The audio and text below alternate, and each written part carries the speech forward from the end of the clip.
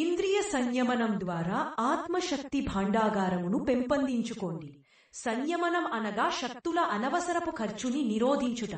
ఈ అనవసరపు ఖర్చు ఎక్కువగా మన ఇంద్రియముల ద్వారా జరుగుతుంది. ఒకటి జిహ, రెండవది జననేంద్రియములు. అసత్యం, కటవు మరియు నిరర్థక వచనములు మాట్లాడకుండా ఇతరుల మీద ఆశ్చర్యకరమైన ప్రభావమును చూపించుటయే కాక వరదానము, ఆశీర్వాదము ఇవ్వగల సామర్థ్యము ఉత్పన్నము కాగలదు. జిహ యొక్క రెండవ అసంయమనం తిండిపోతుతనం. ఔషధం వల్ల మనం సాత్వికాహారాన్ని శరీర నిర్వహణకు అవసరమైనంత తీసుకుంటే మన కడుపు ఖరాబు కాదు, దుర్బలత మరియు అనారోగ్యమును గురికాము. ఇదియే దీర్ఘాయుష్యుకు, ఆనందలకు మూలం. జననేంద్రియముల సంయమనం ఇంకా ఎక్కువ మహత్వపూర్ణమైనది. కాముకుడైన వ్యక్తి ఆరోగ్యవంతుడు కాలేడు మరియు దీర్ఘజీవితపు ఆనందాన్ని పొందలేడు. వారి మనశ్శాంతిని కోల్పోయి దీనులు, హీనులు, దుర్బలులు, పిరికివారు, భయస్కులు, అస్థిరముగా ఉంటూ అన్యమనస్కంగా తయారయ్యేదరు. కాముకతపై అంకుశం ప్రయోగించాలి. బ్రహ్మచర్యం మీద సరైన దృష్టి నిలపాలి. వివాహమనగా రెండు ఆత్మల పవిత్ర కలయిక. భ్రతత్వములను నష్టభ్రష్టం గావించుకోనక నియమబద్ధముగా కలియుటకు ఏర్పాటు చేసిన వ్యవస్థ. తమంతము సర్వనాశనం నుండి రక్షించుకొని సమృద్ధి వైపు పయనించునట్లు చేసేది తెలివైన ప్రయత్నము ఇదే. దీనిలోనే అందరికీ మేలు జరుగుతుంది. బ్రహ్మచర్యమనగా అర్థము పరమాత్మతత్వంలో విహరించుట. ఇంకొక విధంగా చెప్పాలంటే తన మనసును సంయమనం మరియు సదాచారము ద్వారా ఉత్కృష్టత వైపు మనస, వాచ, కర్మణా నడిపించుట. దీని కొరకు దీర్ఘకాలిక అభ్యాసం అవసరం. బ్రహ్మచర్యము యొక్క ఇంకొక అర్థము జననేంద్రియముల సంయమనం. వాస్తవముగా బ్రహ్మచర్యము ఒక విధమైన వ్రతము మరియు తపస్సు. దీని ద్వారా మనిషి జీవన సాధనలో నిమగ్నమై ఉండాలి. ఆలోచన ప్రధానమైన ప్రక్రియ పేరే బ్రహ్మచర్యము.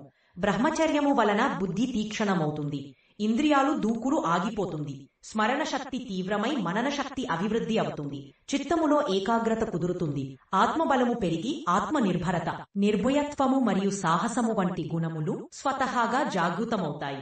యవ్వనము బ్రహ్మచర్యముపై ఆధారపడి ఉన్నది. సంయమనంతో ఉంటే యవ్వనము సహజముగానే రక్షించబడుతుంది. టెలివిజన్, సినిమా, అశ్లీల సాహిత్యం ఈ మూడు కూడా యువతను సర్వనాశనం చేయుటలో నిమగ్నము ఉన్నాయి.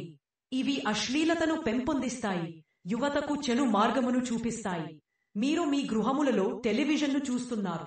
అయితే చూసేటప్పుడు కేవలం జీవన నిర్మాణముతో దగ్గర సంబంధమున్న వాటిపై మాత్రమే మీ ధ్యాసమును కేంద్రీకరించండి.